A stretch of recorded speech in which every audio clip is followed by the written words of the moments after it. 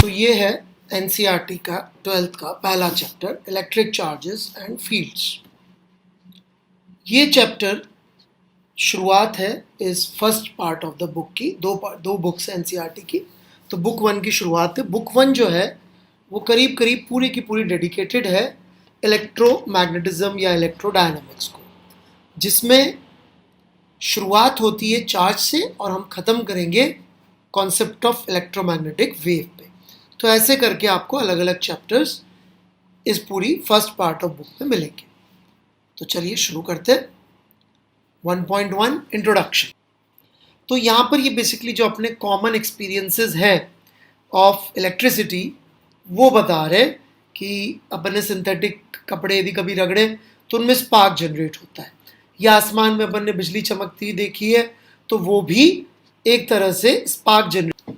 तो ये अगेन बता रहे हैं कि अपन ने बॉडी में भी कभी कभी सेंसेशन फील करी होती है यदि अपन ने चलते चलते किसी डोर के हैंडल को पकड़ लिया तो बॉडी के थ्रू एक हल्का सा झटका लगता है।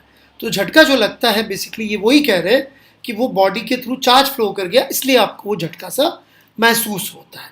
और वो उस बॉडी पर, जैसे कि जो डोर का हैंडल था उस पर या आपकी बॉडी पर चलने की वजह से कहीं पे चार्ज इकट्ठा हो गया था, तो उस पर घिसने की वजह हो गया था, आपके ऊपर हो गया था और वो एक बॉडी से दूसरी बॉडी में ट्रांसफर हो रहा है।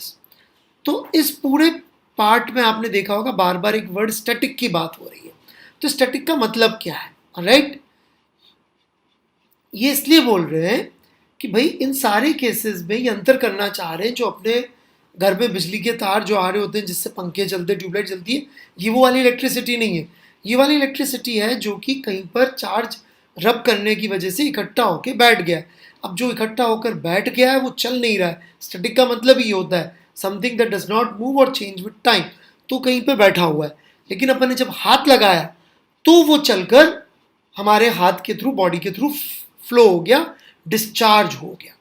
तो यहाँ पर हम लोग इलेक्ट्रोस्टैटिक पढ़ रहे होंगे, जहाँ पर हम लोग क्या कर रहे होंगे इलेक्ट्रोस्टैटिक में, रुके हुए चार्ज की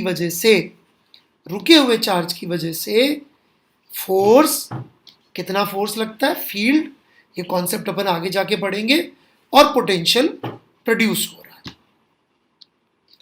so this was the first paragraph which was just an introduction. Section 1.2 electric charge, amber.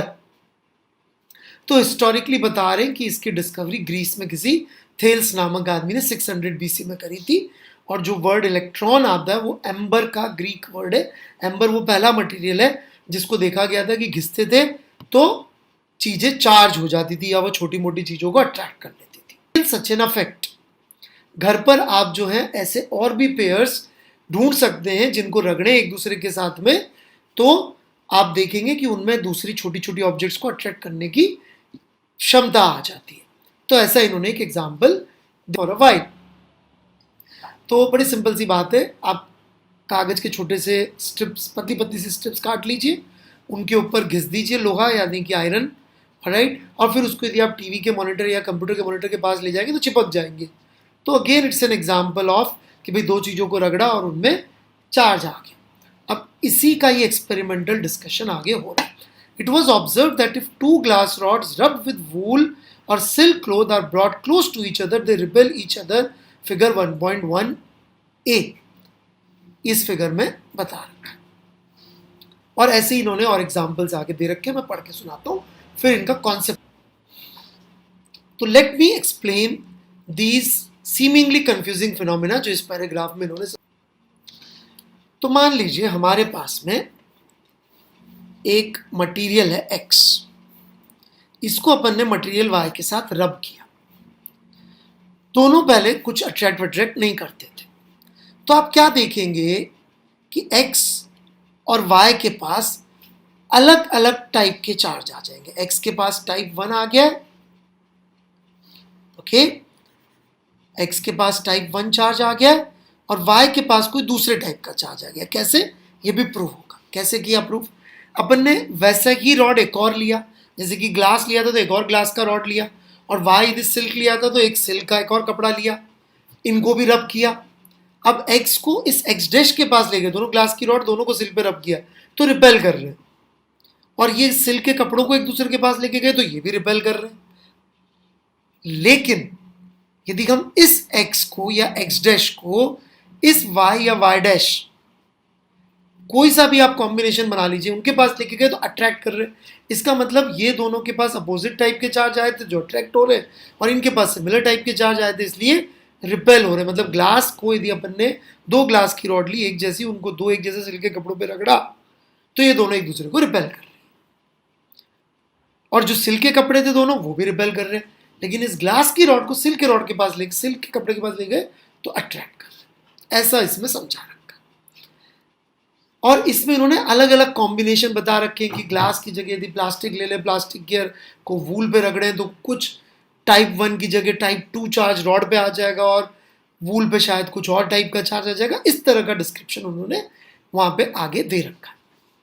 जो अगली बात इन्होंने करी टच करने वाली वो थोड़ी सी अलग है कि अपन ने रब करा, अब इस पे एक टाइप का चार्ज आ चुका है और इसको ले जाके अपन ने एक दूसरी चीज से टच कर दिया तो क्या होगा, तो इसका चार्ज इसको ट्रांसफर हो जाएगा,